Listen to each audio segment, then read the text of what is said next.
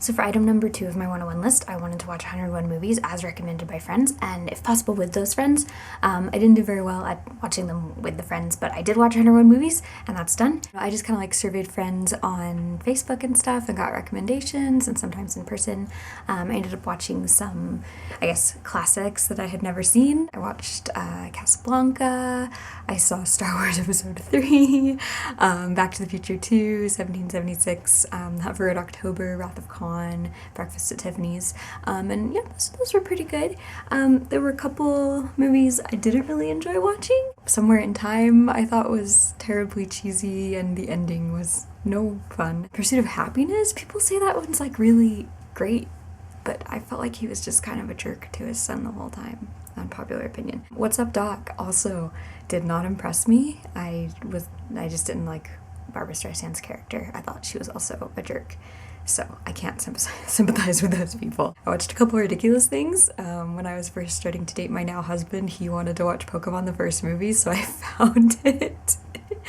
And we watched it, and we learned that violence is very bad. I also took a recommendation from my friend who is a 3-year-old and watched Planes, Fire, and Rescue. It was not great.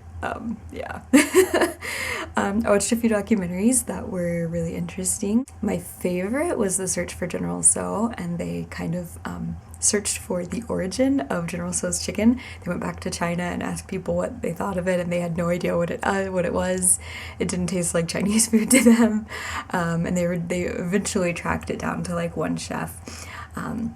But it's interesting because it talks a lot about the history of like Chinese restaurants in America, which is really fascinating, and it was really well made. You should definitely check that one out. Sound and Fury was another interesting one that I watched. It's about a family, well, 2 families who are debating whether to get cochlear implants for their deaf children, and one family kind of just goes with it. It's an infant, it's a hearing family, and the other, it's an all-deaf family, and the kid wants a cochlear implant, but they're not sure if they want to take that step because it kind of puts the kid in like a mid-ground. They're not deaf, they're not hearing, so it was really interesting. And opinions have changed since the documentary was made, but it was interesting to kind of see what the feelings were towards that when they were kind of first introduced. My very favorite movies that we watched, Harvey with Jimmy Stewart, super great, like life-changing. Watch it. I really liked Now You See Me. It was very well written. It was a very clever movie because I had no idea what was happening. Excited for number 2 coming out. Big Hero 6, just to jump on the bandwagon there, was superb. Song of the Sea was nominated with Big Hero 6 for Best Animated Feature, and I think it should have won over Big Hero 6. But it was, they were both really good. Song of the Sea is really pretty.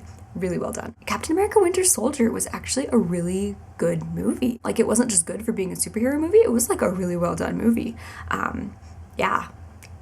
Yeah, surprise hit. The Wind Rises, of course, was excellent. UHF with commentary? I've seen UHF like a million times, and one of my friends suggested that I watch the commentary, and it was really great just to hear them talk about things. And Weird Al basically tells you like where everything was filmed, so you could like go on a tour of Tulsa, I think it was Tulsa, and just see everywhere that it was filmed. He gives you like addresses. It's crazy. The new Cinderella movie, loved it. Julie and Julia, I had never watched, but I'm glad that I did because I feel like I feel like a kinship towards her sort of, since she's doing ridiculous things and I'm doing ridiculous things, and it made me want to like do a cookbook thing more seriously next time. Joe versus the Volcano.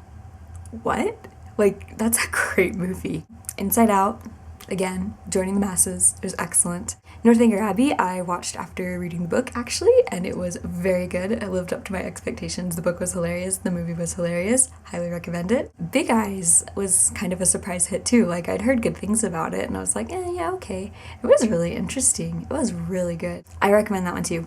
The prize winner of Defiance, Ohio was also very interesting. I don't know. I like movies that are about, like, real people. It's interesting to see what their lives are like, and I know it's kind of dramatized, but, like that one and Big Eyes were both interesting because it's like, wow, this like really happened. Joda Akbar, a Bollywood film which I have been told by my previous roommates that I needed to watch for like years, and so I finally watched it with one of my old roommates. It was super lovely. And finally, The Scarlet Pimpernel, which people, I don't know, had always kind of mentioned. I just was like, oh yeah, Scarlet Pimpernel, whatever. And I watched the movie and it was actually really delightful. His character is great. We watched the super old one with young Ian McKellen. which was also delightful. He played the bad guy, and it was just like, you look like Ian McKellen, but you don't really sound like Ian McKellen. I don't know if you're Ian McKellen. And then he said a few things that sounded like Gandalf, and I was like, okay, it's Ian McKellen. Anyway, I really enjoyed doing this one. I like movies, and I don't know, it's interesting to watch ones that my friends think are really cool, and sometimes they're hits and sometimes they're not. Like I was really happy with some of them, and some of them I was just like, yeah, it was okay. But it was a really good item on my list, I think, and I think next year I want to try and watch more documentaries for my next list. So we'll see what happens. But for this item, it is completed and checked off.